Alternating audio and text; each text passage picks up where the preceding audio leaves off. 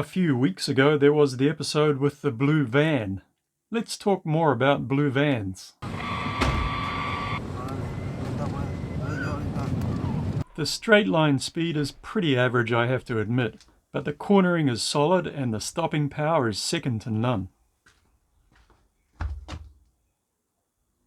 We'll go into comfort a bit later on, but first, without further blah blah blah, let me introduce you to the new shop shoes. Blue Vans.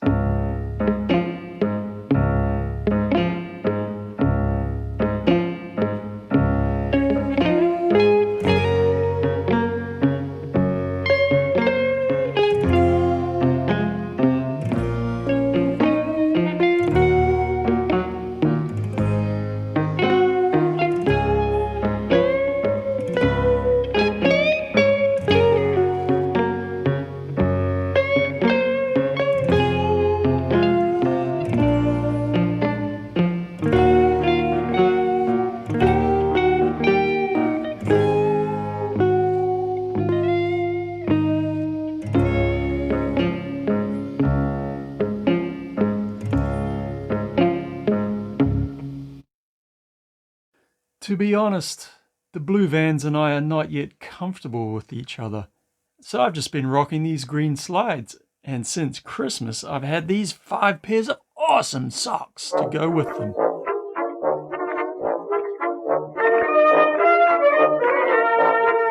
And by the way, I completely trolled you on that blue van thing. I had those shoes since before I recorded that whole blue van sequence thing. And now I have a bit of news to share. After months of saying that I wasn't going to buy a van, well, I've gone out and not bought a van. I'll show you what I did buy and then we'll come back and talk about it a bit.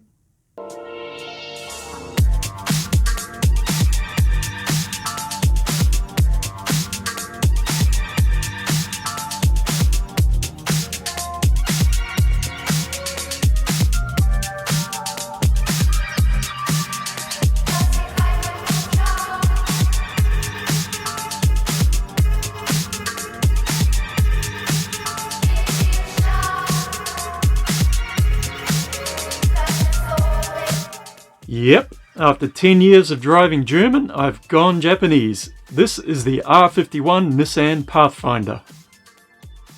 This is a vehicle that may be familiar to many of you because it's available in all the major markets.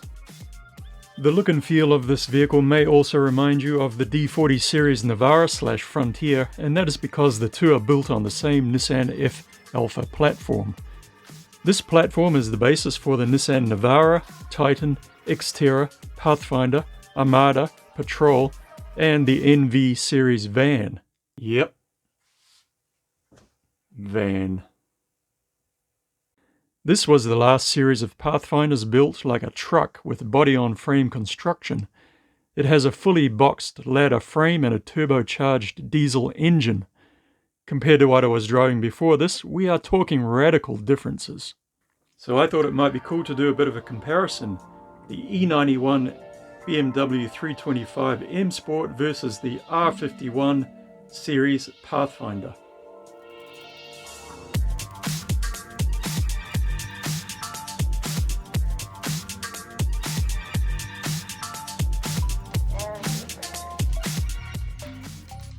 What I really like about the BMW is that when you get inside and sit down, it's like slipping on a comfortable pair of shoes, and then you close the door. It makes a really satisfying thunk.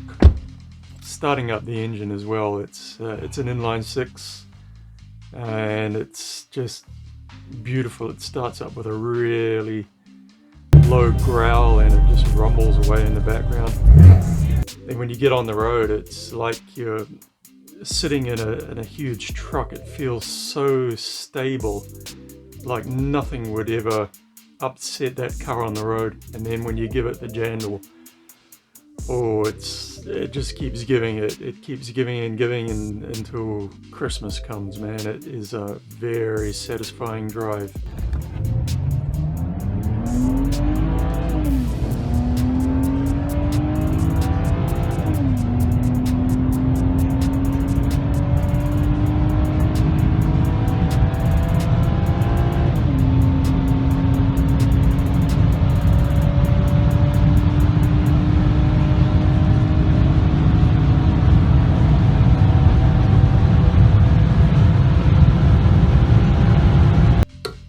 I haven't owned the Pathfinder for very long, but I'm getting really used to the different style of vehicle. It's a high driving position which gives fantastic visibility. It's got massive wing mirrors so I can see everything behind. There's nothing obscuring, there's no C-pillar in the back like in the BMW that is difficult to see out and see traffic. So it's great for driving and for safety. It's got tons of torque, so on the highway and on hills and stuff, and it just keeps going and going and going without any effort. It's great. It's not a speedy vehicle, but for cruising around, it's great. No problem at all. What I really love though is the capacity in the back.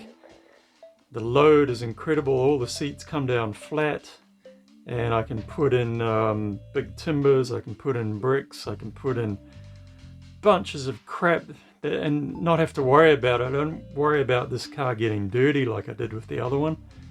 I just put down a blue sheet and put everything in, and it's got this really cool feature where the front seat can fold down on top of itself, which gives about a 3 meter internal length, which I've had. You can put in 3 meter lengths of timber. I had some rebar in there the other day. It's the BMW is a great car for cruising around the city and for commuting. It's been great for that, but it has a few limitations for me. I live out in the country. We live in a town, but a lot of our friends live on farms or on rural properties, and their driveways have those big ruts in the middle and the hump in the middle.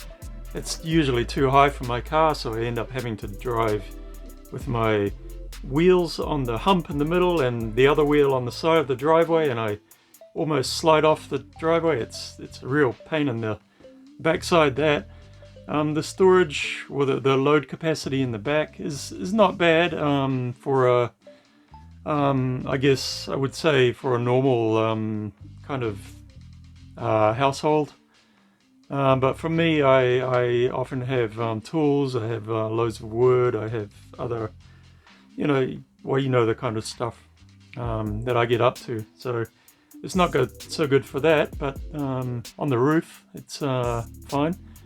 The roof racks on there were great. I don't see any advantage with the roof rack with my new vehicle. So not so bad there. But the thing I hated about that BMW was the cost to keep this thing on the road. OMG, the bills for replacing the starter motor, the air conditioning, the wheel bearings, the this, the that, and the blah, blah, blah. I used to have 3 kids, but I had to sell one of them just to pay for that damn car.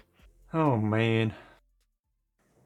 Well, thanks for listening to my story about my old BMW and my new Nissan. I've got some great news. To celebrate reaching 2,500 subscribers on my YouTube channel, I've decided to give away the BMW. So I'll make a random selector thing of comments on my last video. And if you've commented on there, you're in to win. Just a couple of conditions. You'll have to be in New Zealand to pick it up, and you'll have to come by the end of lockdown. Okay, let's go. Let's check out the random selector and find a winner.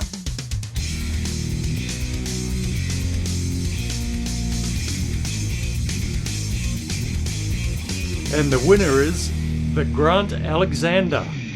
Awesome, dude. Congratulations.